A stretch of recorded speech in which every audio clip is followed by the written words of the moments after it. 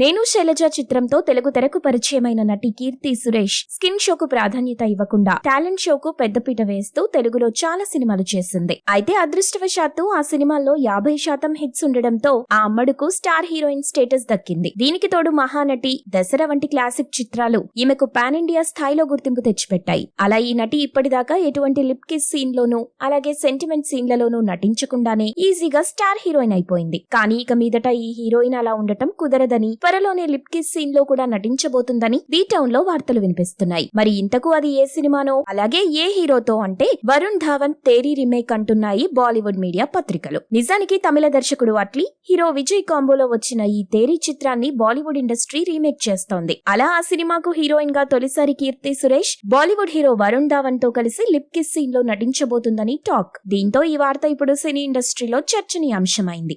మీరు ఇలాంటి interesting news updates మరిన్ని తెలుసుకోవడానికి ఇప్పుడే మా ఛానల్ ని లైక్ చేయండి, ఫాలో చేయండి, సబ్స్క్రైబ్ చేయండి.